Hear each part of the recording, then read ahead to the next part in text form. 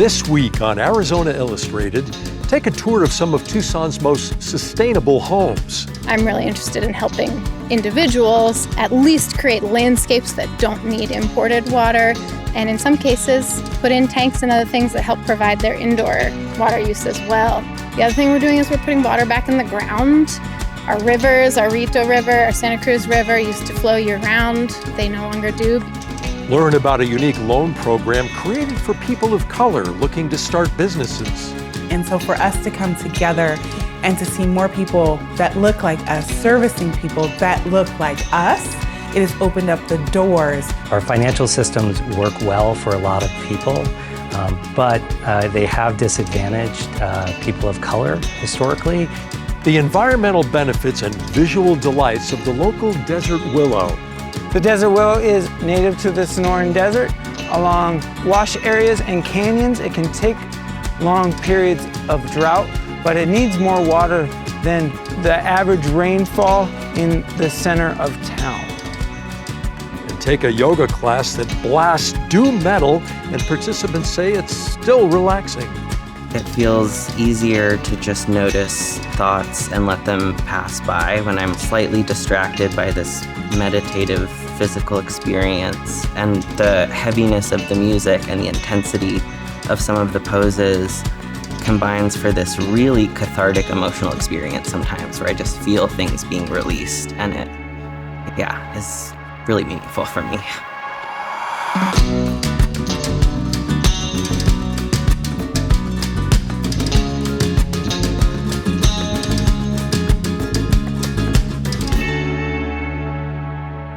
Hello, and welcome to another all-new episode of Arizona Illustrated. I'm Tom McNamara, and today we join you from Watershed Management's Living Laboratory, which is located here just north of Speedway on Dodge.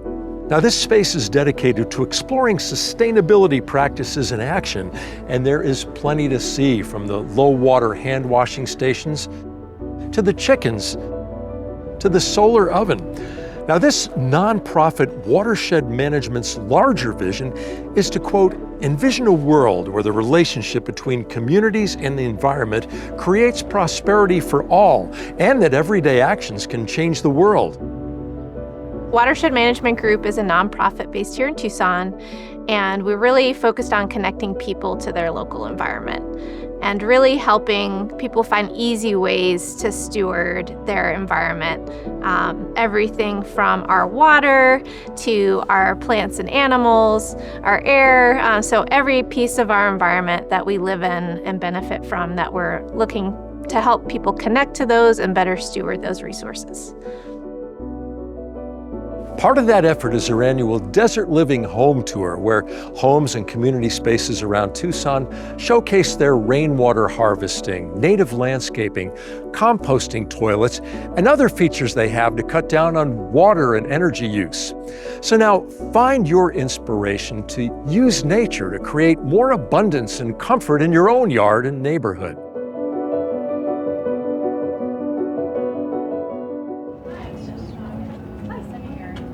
We're here for the Desert Living Home Tour, so we're one of 15 sites that people can visit throughout the day. What we hope people get from the tour is inspiration. These homes on the tour are finding creative ways to use local water resources and local energy resources, and what I think of as create abundance in their space.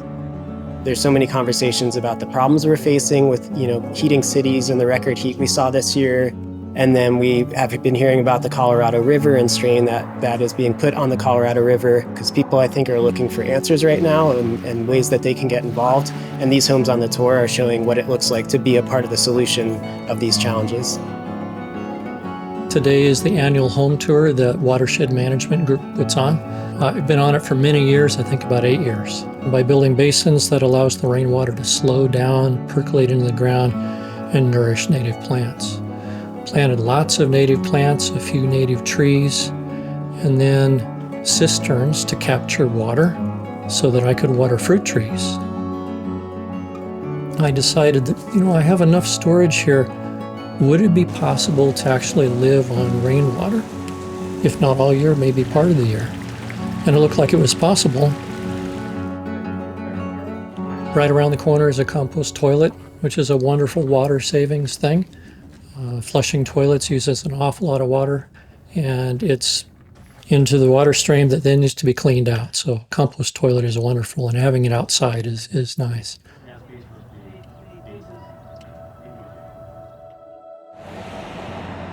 I have my own rainwater harvesting business in town. I do design and install. I work with homeowners and groups of volunteers to do the projects themselves. And I helped install this landscape that we're going to look at here in 2020. I provide all the tools and materials and expertise, and the homeowner helps recruit friends, family, neighbors. You can read about this stuff all you want, but until you've gotten your hands dirty and seen it in 3D, it's not going to sink in or really be applicable. So we have a lot of earthworks, a lot of passive water harvesting, but we also put in a gray water system off her laundry and an active system, a rain tank, off of half of her roof. There's also solar here on the home. Solar is very effective in reducing your bill, but also offsetting climate change. It offsets water. And the reason being that most utilities generate energy by burning something, whether it be coal or natural gas, to boil water that makes steam that drives the turbines.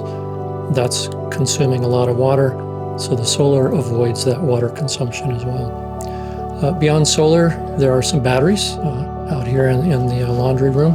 Those batteries do two things. I can store excess energy during the day and then put it into the house and the grid in the afternoon during peak times. I can also store energy for use when times get tough. Sometimes in monsoon season, the power's out, sometimes for a day or two. I can utilize that energy during those times too. There's an electric car in the garage. That car is charged only with solar energy from the solar system. So no fossil fuel powers that car, and there are no emissions. Well, I've been interested in rainwater harvesting, growing my own food, gardening. So I was interested to come and see people who have actually put it into practice in their yards, and because I wanted to get some ideas for my yard. This tour today is just a great opportunity for us to go out and see all the different things. Like she said, put it in practice. So it's cool. This house is great.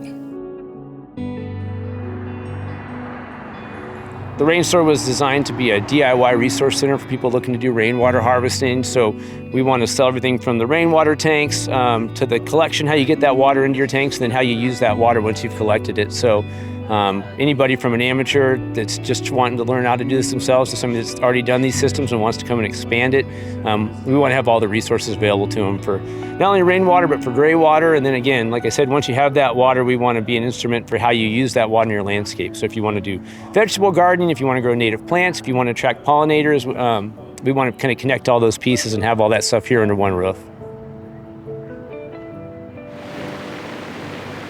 We get enough rain in Tucson every year to support our city, but we don't use that rain. Most of our urban municipal water supply is coming from the Colorado. That's taking a lot of energy. That's taking water out of the Colorado, which is denuding that ecosystem. And if we were being a little bit more smart about our water use and where we use it from, we could be self-sufficient here in the Sonoran Desert, but our infrastructure isn't set up for that. And so I'm really interested in helping individuals at least create landscapes that don't need imported water, and in some cases, put in tanks and other things that help provide their indoor water use as well. The other thing we're doing is we're putting water back in the ground. Our rivers, our Rito River, our Santa Cruz River used to flow year-round. They no longer do because of groundwater pumping. As this work spreads throughout the city, we could actually start to see flow return to our rivers, which is something that inspires me and I hope to see in my lifetime. I live 2 blocks from the Santa Cruz, so it's an extra near and dear to my heart. For more in-depth coverage of water issues facing Arizona, check out the AZPM original podcast, Tapped. This season focuses on how we get water from where it is to where we want it. It's the return of AZPM's acclaimed podcast, Tapped. Discover the untold stories of Arizona's most precious lifeline, water. Join us on a journey through towering dams, deep wells, and vast reservoirs revealing the extraordinary lengths we go to harness this finite resource and unraveling the secrets of Arizona's water infrastructure. Tapped Season 2, available now wherever you find your favorite podcasts. The Community Investment Corporation is changing the lending game for Black, Indigenous, and people of color in southern Arizona. They're offering interest-free microloans using a unique community-based approval process. Now, it focuses more on stories than on strict financial requirements, and it's helping to alleviate lending disparities among BIPOC entrepreneurs.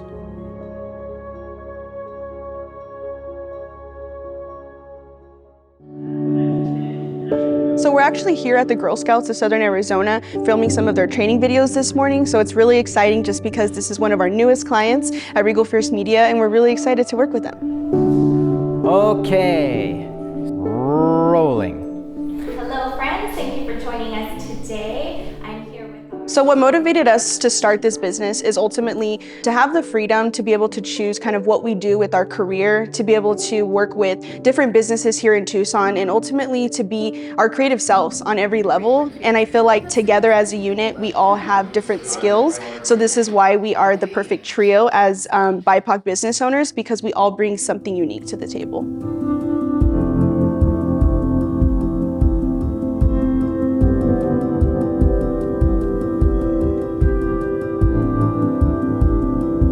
So it was difficult. We actually went to a regular financial institution, first trying to get funding, but we didn't have the history, we didn't have the credit as a business, and we got denied. So really finding the CIC and the BIPOC loan really set us up for the future. BIPOC Community Managed Loan Fund is a loan fund specifically for entrepreneurs of color. It's a 0% loan fund that requires no collateral, has no fees, and doesn't depend on credit. And so when you're thinking of reaching out to BIPOC people, a lot of times you see most organizations, the head of the organization is the person who's going to save the world. And so for us to come together and to see more people that look like us, servicing people that look like us, it has opened up the doors. Our financial systems work well for a lot of people, but they have disadvantaged people of color historically.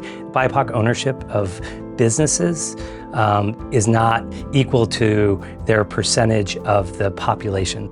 We're pretty sure there is not a fund like this that's locally and community managed across the country, where it is community members who are actually making the decisions. Are you guys comfortable moving forward with the top 2 submissions to get approved? Yes. Awesome. Now when we thought about what this committee looked like and going forward, one of our biggest things is we don't want anyone who is in finance and in banking. We want people that are going to come and really have a heart for this community. And so our committee and the program that we run is narrative based. It's character based. And that's the heart and soul of what we do. Looks good.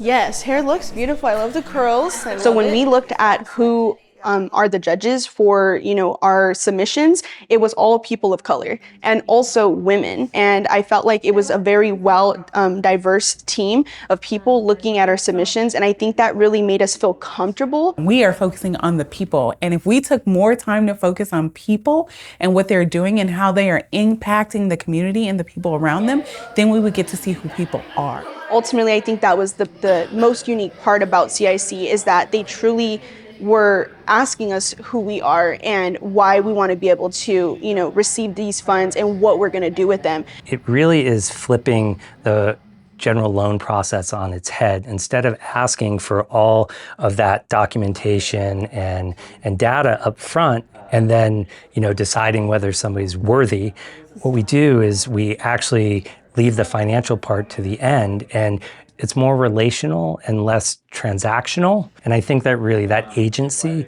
really makes a difference. I think the best part of applying is you don't have to have everything up front.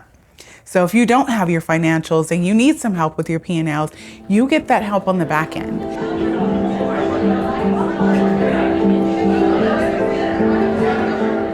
We are excited to celebrate the BIPOC Loan Fund 2-year anniversary. And as a committee, we are excited to bring everyone together. One, so our committee can see each and every recipient of the BIPOC Loan Fund, but two, to celebrate our BIPOC entrepreneurs here in Tucson. And we want to sit back and take some time to celebrate those that have made it with us, and then really let our businesses know that we are here to support you, we see you, and we can't wait to celebrate you.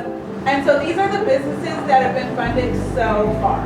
And a lot of them are here in the room today. If you guys are... I would say that the nice part about our BIPOC community and kind of what CIC is doing for us all is that they're giving us a safe space to come together and celebrate each other, to be inspired, to be innovative, and also to share resources. I think it's been really cool just seeing all these people who had an idea of business and they got a chance to start it. You know, they got a chance to get funding and pitch it, and they're excited.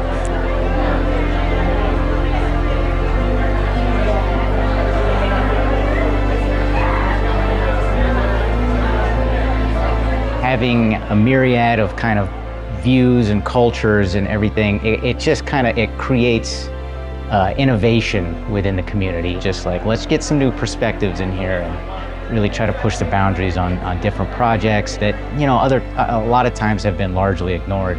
Banks are actually missing out on some great entrepreneurs, and we need more experimentation in innovation and finance to find ways to get disadvantaged, under-resourced entrepreneurs and find ways to be able to lend money to them. I truly do believe that if we continue to pour into us as BIPOC business owners, we are only going to continue to elevate the Tucson economy, and it's going to be a really fierce opportunity for all of us. Looking around Watershed Management's living laboratory didn't take us long to find a desert willow tree, and chances are there's one somewhere near where you are in the Sonoran Desert, which points to the fact that thousands of plants can be grown here successfully. Now, the desert willow's a good one. It produces flowers, and that feeds wildlife, and yes, it is relatively easy to grow.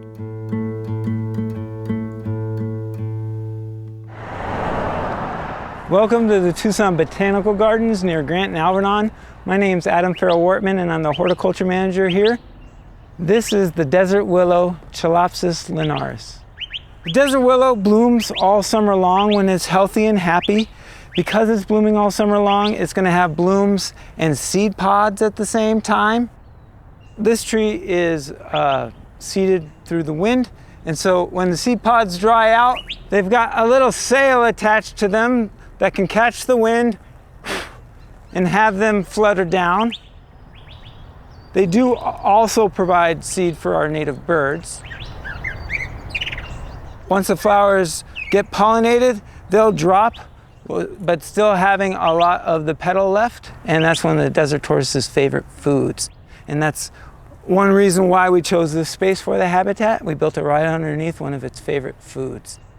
In addition to attracting pollinators, it also provides seeds for gravinous birds, birds that eat seed. And then it's also attracting bugs.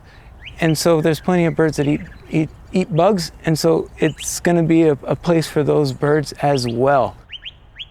The desert willow is native to the Sonoran Desert.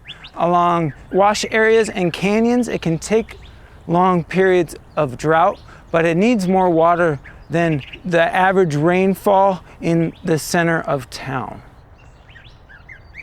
It is a deciduous tree, so it will lose its leaves in the wintertime, but because it blooms all summer long, that's one of the reasons why the desert willow is such a popular landscaping tree. It's also one of our natives that was first adopted in the horticulture industry for cultivation. Horticulture has been breeding desert willows now to have different hues in their color, so they range in purples and pinks and things in between. The other nice part about this tree in the home landscape is that it's one of our few native trees that don't bite back. So the desert willow doesn't have thorns or spines and doesn't have an irritating sap. If you want this plant for your landscape, a native desert willow, if it's happy and in its ideal situation, it can hit up to 50 to 60 feet high, which is quite a large tree.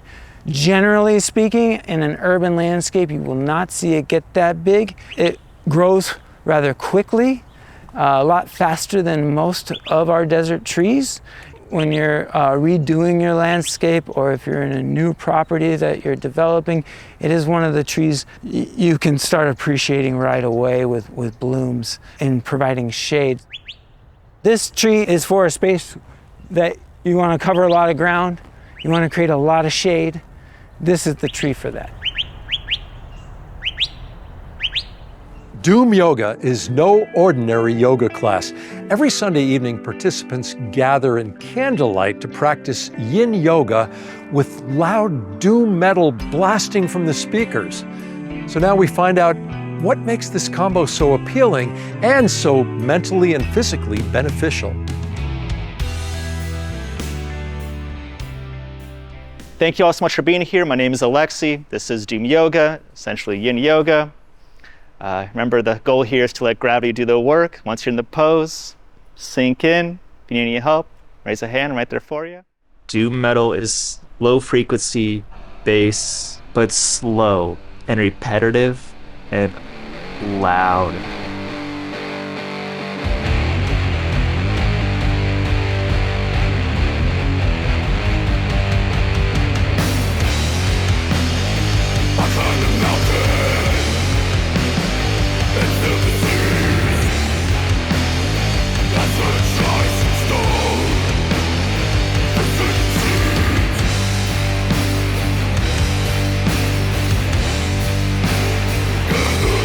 Yin yoga is uncomfortable. You feel like you're being pulled apart, and I think sitting still and just being with yourself is very difficult for a lot of people.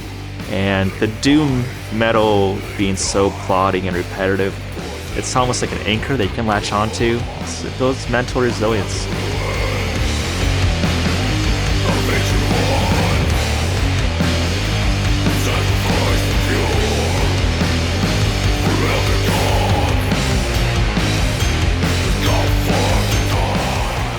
I'll cue the pose, make sure everyone's safe, everyone's good. But I don't talk in the middle. I hope to let people naturally allow all of those thoughts and pain and whatever's going on in your brain and in your body to feel it all. To have a safe space where it's dark, it's candlelit, you know there are people around you, but you don't see those people around you, and they can't see you. So you have that sense of community, but you can stay in your own little bubble. Yeah, it all comes together really nicely in that sense.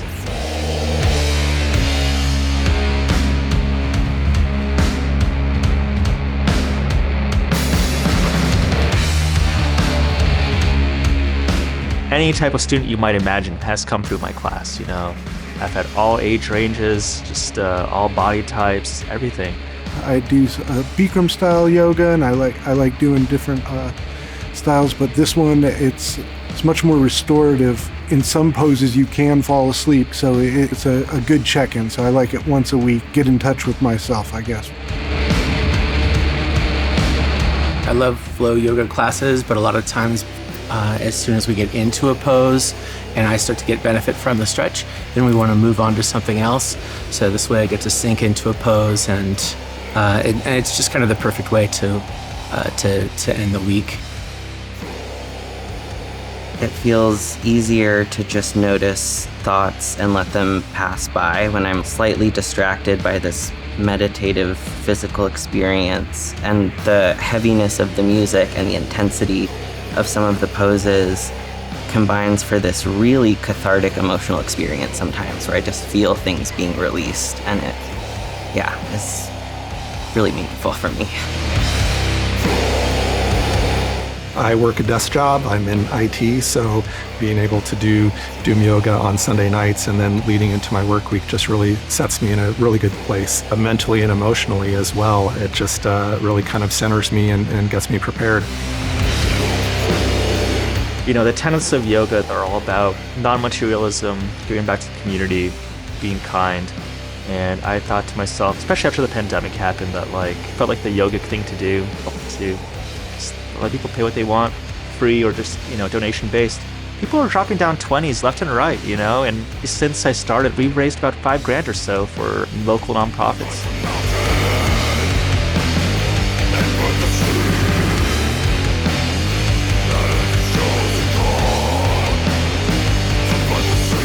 I get this question a lot, is it easy for beginners, for my body type? As long as you're not hypermobile or something like that, and your doctor has specifically told you don't do yoga, it's basically open for anyone. As long as you can sit, you're good for this class. Even if you want to come in this class and just take a nap for an hour while listening to doom metal, that's totally chill.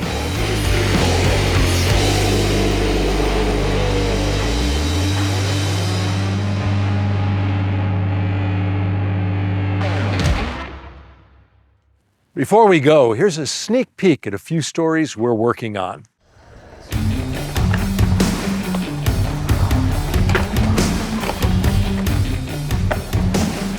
I try to spend at least one day a week still skateboarding. I go out and skateboard at the park with my friends. When I'm skateboarding through an empty swimming pool or down the sidewalk and I'm drawing lines on my skateboard, the abstract pieces can kind of be like that sometimes when I'm working on them. So it's cool. It's neat to see like how things come up to the surface from your past and influence you in ways.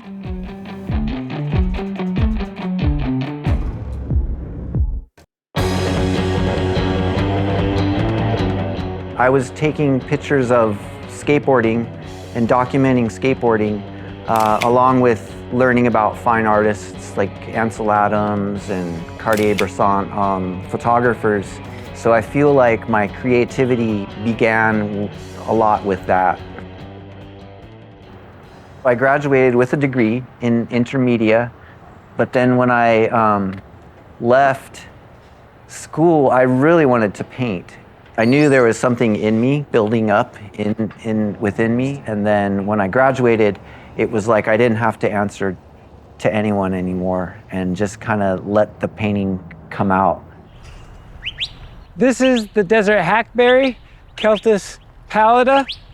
It is a native desert shrub. It is fruiting out right now, and you can eat them. They're a little sweet with a seed crunch. They're high in antioxidants, calcium, and vitamin C. These fruits are also very important to fruit-eating birds and other animals like squirrels or rabbits when they drop on the ground. The desert hackberry is deciduous, so it loses its leaves in the wintertime. It grows to be in the neighborhood between 15 to 30 feet high. Thank you for joining us from Watershed Management's Living Laboratory. I'm Tom McNamara. We'll see you again next week.